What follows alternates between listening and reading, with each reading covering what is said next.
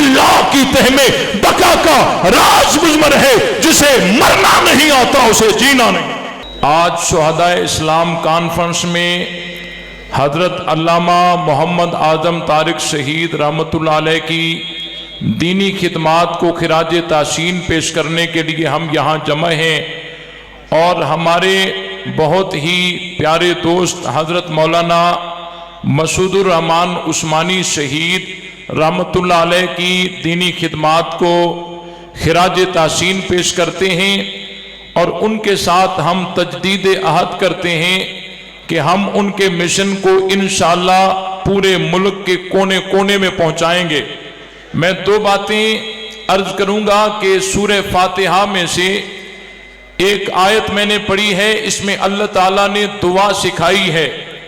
ہر نمازی ہر نماز کی ہر رکعت میں یہ دعا پڑھتا ہے، اور اگر نماز جماعت کے ساتھ ہو تو فقط امام پڑھتا ہے، اور اس میں یہ ہے کہ یا اللہ ہمیں سیدھے راستے پہ چلا۔ سیدھا راستہ کن لوگوں کا؟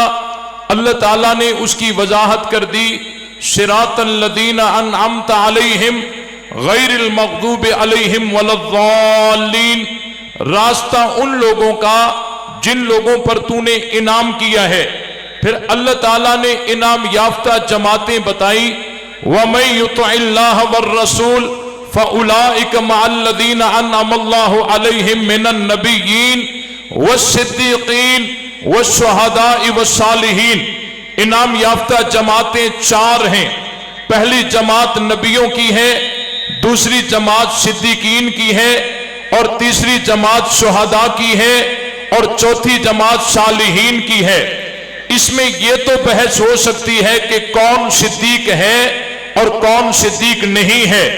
اس میں یہ بحث تو ہو سکتی ہے کہ کون شہید ہے اور کون شہید نہیں ہے، لیکن جس کے لیے قطعی طور پر نبی ہونا، صدیق ہونا، شہید ہونا اور صالح ہونا ثابت ہو جائے، اس کے لیے یہ بات از خود ثابت ہو جاتی ہے کہ ان کے اوپر اللہ کا غضب بھی نہیں اور وہ گمراہ بھی نہیں، کیونکہ اللہ تعالیٰ نے صراط الذین انعمت علیہم کے بعد قرآن میں یہ بتایا ہے کہ غیر المغضوب علیہم ولا الضالین، کہ یا اللہ ہمیں راستہ ان لوگوں کا دکھا، ان لوگوں کے راستے پہ چلا جن کے اوپر تو نے انعام کیا ہے اور ان کے اوپر تیرا غضب بھی نہیں اور وہ گمراہ بھی نہیں۔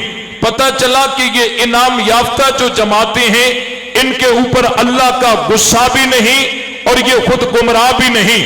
بس مختصر میں عرض کر دیتا ہوں کہ انبیاء کرام کی جماعت وہ تو ازہر من الشمس ہے کہ جس جس کو نبوت ملی، یہ تو بات کھلی ہے، لیکن صدیق کون ہے؟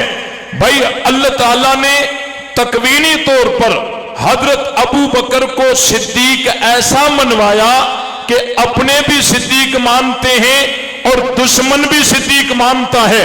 آپ کہیں گے دشمن صدیق کیسے مانتا ہے؟ وہ دشمن تو تقریریں کرتا ہے کہ صدیق لقب حضرت علی کا ہے، وہ تو کتابوں میں تحریر کرتا ہے کہ صدیق لقب حضرت علی کا ہے۔ میں نے کہا تقریریں بھی کرتا رہے، تحریر بھی کرتا رہے، لیکن وہ پھر بھی مانتا ہے کہ صدیق لقب حضرت ابو بکر کا ہے۔ آپ پوچھیں گے وہ کیسے مانتا ہے؟ میں نے کہا دیکھو یہ تقریر بھی کرتے ہیں کہ صدیق لقب حضرت علی کا ہے اور تحریر بھی کرتے ہیں، لیکن بیٹے پر نام صدیق رکھنے کو تیار نہیں ہے۔ پتہ چلا یہ اندر اندر سے مانتے ہیں کہ صدیق حضرت ابو بکر ہیں، اور اس کے ساتھ ساتھ تفسیر قمی کے اندر اذ ہما فی الغار والی آیت کے تحت ایک روایت لائے ہیں جس میں نبی پاک صلی اللہ علیہ وسلم نے حضرت ابو بکر سے فرمایا انت صدیق، ابو بکر تو صدیق ہے۔ اور ان کی معتبر ترین کتاب کشف الغمہ فی معرفت الائمہ، اس میں ایک روایت لائے ہیں کہ ایک سائل امام محمد باقر کی خدمت میں آیا۔ امام محمد باقر کون ہیں؟ امام زین العابدین کے بیٹے ہیں، حضرت حسین کے پوتے ہیں، حضرت علی کے پڑپوتے ہیں، امام جعفر صادق کے والد گرامی ہیں۔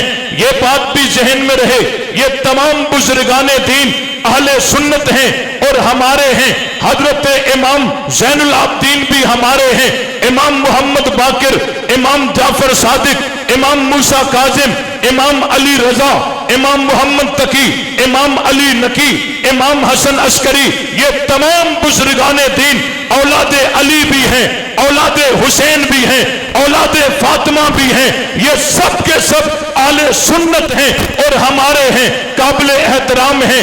ایک سائل امام محمد باقر کی خدمت میں آیا اور اس سے ایک مسئلہ پوچھا کہ حضرت ایک مسئلہ تو بتائیے کہ تلوانا جائز ہے؟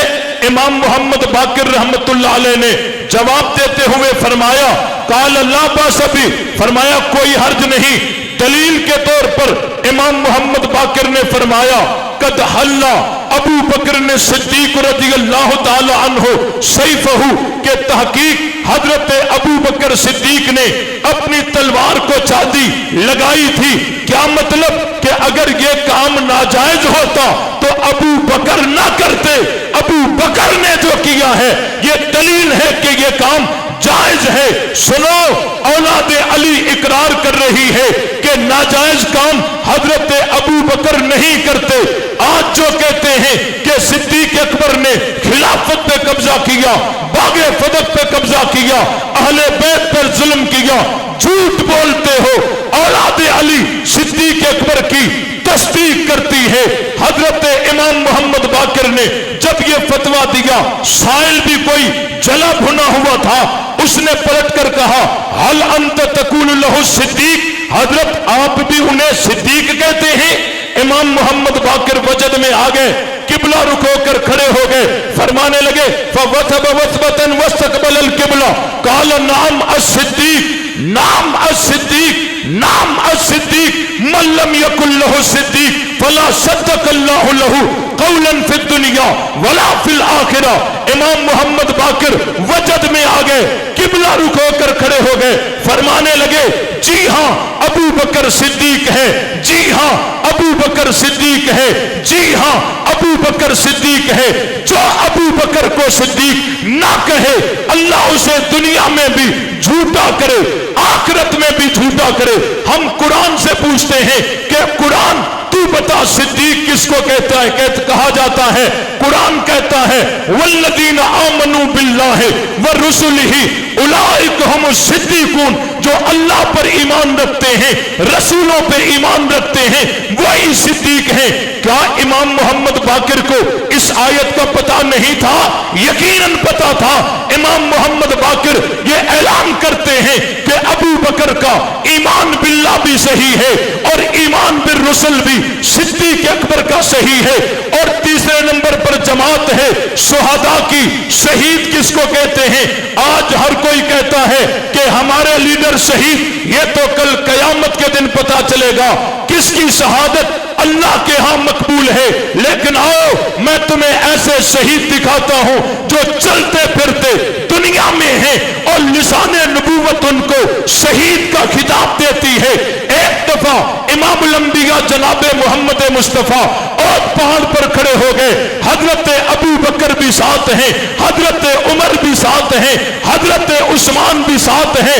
حضرت فاروقی صاحب نے بڑا پیارا جملہ ارشاد فرمایا، احد پہاڑ یوں جھوم اٹھا، آپ علیہ السلام نے احد پہاڑ کو ٹھوکر مار کر فرمایا اثبت احد فانما علیک نبی و صدیق و شہیدان، اے احد چپ کر کے ٹھہر جا، تیرے اوپر ایک نبی ہے، ایک صدیق ہے اور دو شہید ہیں۔ نبی تو حضور خود تھے، صدیق تو ابو بکر ہیں، باقی بچے ہی دو، اور سیگا بھی تسنیہ کا ہے۔ شہیدان لسان نبوت نے حضرت عمر کو بھی شہید کہا، حضرت عثمان کو بھی شہید کہا۔